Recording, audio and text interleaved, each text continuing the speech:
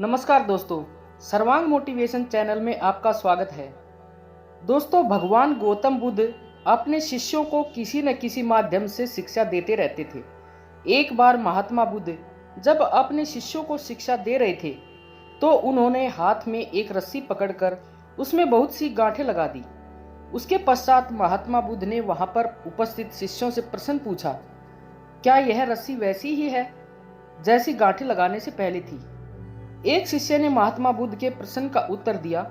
वह कहने लगा कि गुरुजी, एक दृष्टिकोण से देखें तो यह रस्सी वैसी ही है जैसी पहले थी, लेकिन अगर दूसरे दृष्टिकोण से देखें तो रस्सी में 3 गांठें पड़ चुकी हैं, इसलिए देखने में इसका स्वरूप कुछ बदल चुका है।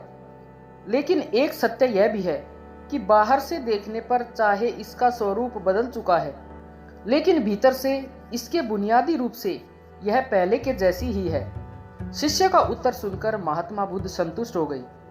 उसके पश्चात महात्मा बुद्ध ने कहा, मैं रस्सी की इन गांठों को खोल देता हूँ। महात्मा बुद्ध रस्सी के दोनों सिरों को पूरी ताकत से खींचने लगे। फिर उन्होंने शिष्यों से प्रश्न किया कि क्या इससे गांठें खुल जाएंगी? एक शिष्य ने तुरंत उत्तर दिया, नहीं नहीं, इससे तो गांठें और अधिक कस जाएंगी। यह सुनकर महात्मा बुद्ध ने पुनः एक प्रश्न किया, इन गांठों को खोलने का क्या समाधान होना चाहिए? शिष्य तुरंत बोला, गुरुजी, हमें इन गांठों को ध्यान से देखना चाहिए कि इसकी गांठें कैसे लगाई गई हैं। उसके पश्चात इनको खोलने का प्रयत्न करना चाहिए। शिष्य का उत्तर सुनकर महात्मा बुद्ध मुस्कुराते हुए बोले कि जीवन का यही सूत्र मैं आप लोगों को समझाना चाहता हूँ। आप जीवन में जब कभी भी किसी समस्या में फंसे हों तो सबसे पहले उस समस्या का कारण ढूंढें और फिर उसका निवारण करें। व्यावहारिक जीवन में लोग समस्या का कारण जाने बिना ही उसका समाधान ढूंढने की कोशिश करते हैं, जिसके कारण उनको उचित परिणाम नहीं मिल पाता।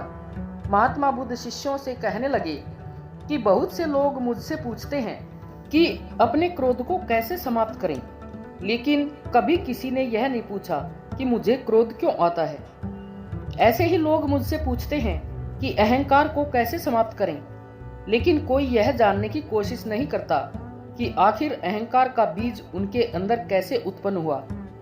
जैसे रस्सी में गांठें लगाने के बाद भी उसका वास्तविक स्वरूप नहीं बदलता, वैसे ही व्यक्ति में चाहे जैसे भी अवगुण पैदा हो जाएं, उसके अंदर की अच्छाई कभी समाप्त नहीं होती। जैसे हम धैर्य से रस्सी की गांठों को ध्यान से देखकर खोल सकते हैं, वैसे ही जीवन में आने वाले विकारों और समस्याओं का हल हम ढूंढ सकते हैं। अगर जीवन में किसी भी तरह की कोई समस्या उत्पन्न हुई है तो उसके कारण को ध्यान से समझने पर उसका निवारण भी स्वतः मिलने लगता है। आशा है कि आपको इस कहानी से बहुत कुछ सीखने को मिला होगा। कृपया अपने सुझाव कमेंट में जरूर बताएं, और अगर वीडियो अच्छी लगी हो तो वीडियो को लाइक व शेयर अवश्य करें और चैनल को सब्सक्राइब करना ना भूलें। धन्यवाद।